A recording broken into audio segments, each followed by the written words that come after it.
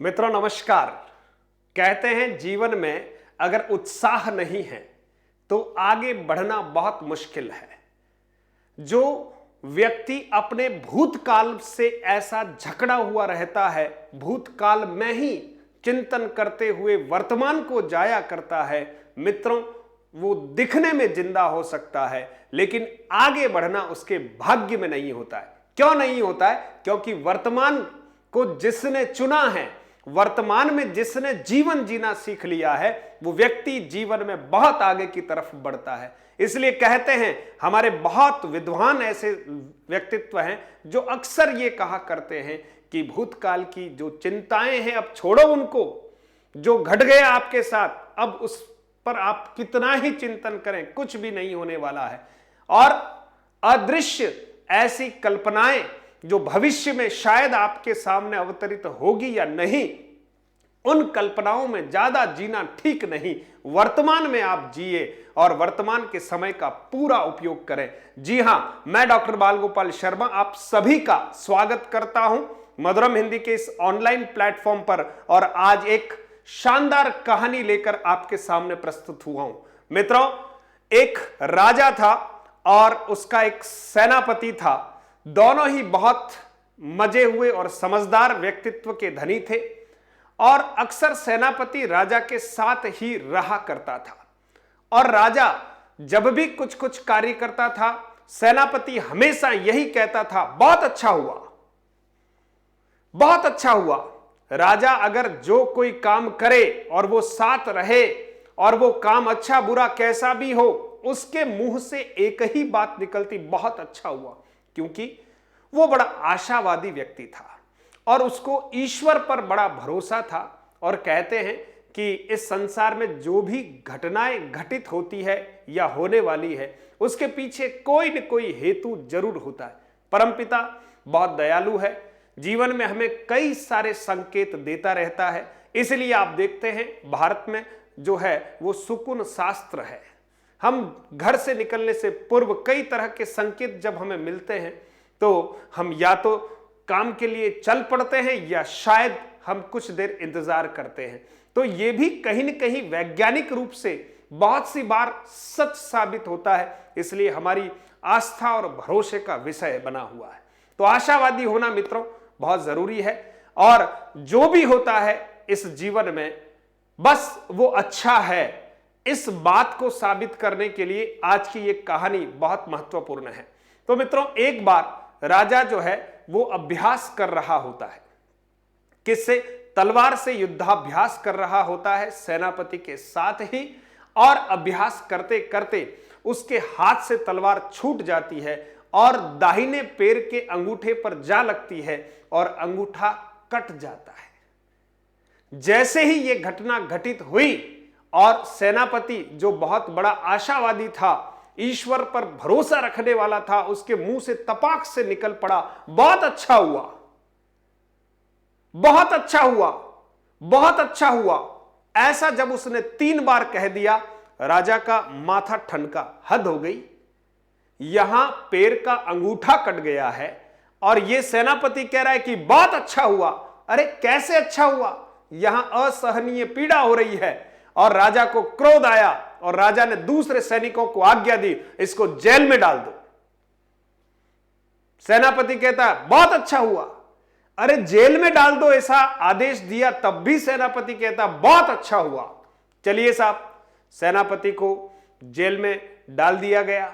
राजा का जो अंगूठा कट गया था, मरहम पट्टी जो करनी थी कर ली गई। कुछ समय बाद राजा की इच्छा हुई कि बहुत दिन हो गए हैं शिकार पर नहीं गया हूं। तो राजा अक्सर शिकार पर जाया करता था, लेकिन अंगूठे के लग गई थी तो कुछ दिन से वो शिकार पर नहीं गया। अब उसकी इच्छा प्रबल हुई कि मुझे नहीं शिकार पर जाना है, तो पूरा लाव लश्कर तैयार हुआ और राजा जो है वो शिकार पर निकल पड़ा और शिकार करने के लिए एक घने जंगल की तरफ आगे बढ़ता गया। जंगल इतना घना था कि सेना पीछे छूटती गई, सैनिक पीछे छूटते गए और शिकार के लोभ में राजा जो है घने जंगलों में अंदर की तरफ चला गया और रास्ता भटक गया।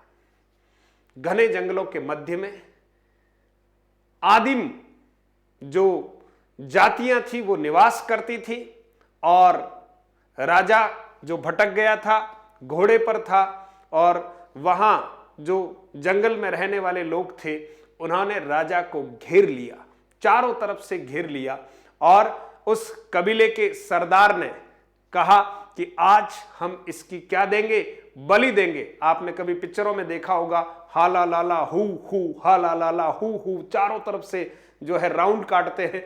राजा की स्थिति भी वैसी ही हो गई। राजा को नहलाया गया, धुलाया गया, और उनकी जो देवी है उस देवी के समक्ष बलि देने की तैयारी पूरी कर ली गई। और बलि देने से पूर्व कबीले का जो सरदार है उसने पूरे शरीर का निरीक्षण किया, और जब शरीर का निरीक्षण किया तो दाहिने पैर का जो अंगूठा था मित्रों वो कटा हुआ। जैसे ही उस कबीले के सरदार को पाया कि ये इसका अंगूठा कटा हुआ है, सरदार ने अचानक से कहा कि इसकी बलि नहीं दे सकते, अपूर्ण बलि नहीं दे सकते, नहीं तो देवी जो है वो नाराज हो जाएगी। और वो सारी बलि की तैयारियां जो है वो धरी रह गई, और जब उसकी बलि नहीं दे सकते तो उसका क्या काम, तो उसे वहां से छोड़ दिया गया। राजा घोड़े पर बैठकर पुनः अपने राज्य में लौटा, और जब महल में आया तो सबसे पहले उसके दिमाग में यह बात आ गई कि उस सेनापति को जो है रिहा किया जाए और मेरे समक्ष प्रस्तुत किया जाए। सेनापति को रिहा कर दिया गया। सेनापति बड़े उत्साह के साथ राजा के समक्ष आया और कहने लगा, उसकी आदत थी, बहुत अच्छा हुआ, बहुत अच्छा हुआ। राजा ने उसको गले लगा लिया, बहुत धन्यवाद दिया कि वो बात जो तूने कही थी बहुत अच्छा हुआ, उस समय मुझे समझ में नहीं आई, लेकिन आज मुझे ये बहुत अच्छे से समझ में आ गई कि जो होता है वो अच्छे के लिए ही होता है। जीवन में मित्रों हमारे साथ भी कई तरह की घटनाएं घटित हो जाती है, लेकिन हम धैर्य के साथ उन घटनाओं को सहन करें और ये जरूर सोच लें कि ईश्वर ने जो किया वो अच्छा ही किया। सेनापति ने पूछा कि आखिर ऐसा क्या हो गया, आपका ये विचार जो है ऐसा कैसे बदल गया कि मैंने कहा वो बिल्कुल सही था। बोले, क्या बताऊं तेरे को, मैं शिकार करने के लिए गया था जंगल में, और जंगल बहुत घना था। शिकार की लालच में मैं आगे आगे दौड़ता गया और शिकार का पीछा करते करते मैं रास्ता भटक गया, और जंगली कबीलों ने जो है मुझे घेर लिया वहां, और वो मुझे बस बलि देने लगे। और बलि देने से पहले जैसे ही उन्होंने मेरे शरीर का निरीक्षण किया और अंगूठा कटा हुआ पाया, और कबीले के सरदार ने कहा कि अपूर्ण बलि हम नहीं दे सकते, और अगर ये अंगूठा कटा हुआ नहीं होता तो मेरी गर्दन कट जाती। लेकिन तुम मुझे ये समझाओ कि तुम्हें जब जेल में डाल दिया और तुमने कहा कि बहुत अच्छा हुआ, अरे तो फिर तुम्हारे लिए कैसे अच्छा हुआ? तो मुस्कुराते हुए सेनापति ने कहा, मैं आपका अभिन्न मित्र, आप मुझे अंगरक्षक कह दीजिए, आपके साथ सदैव रहने वाला कह दीजिए।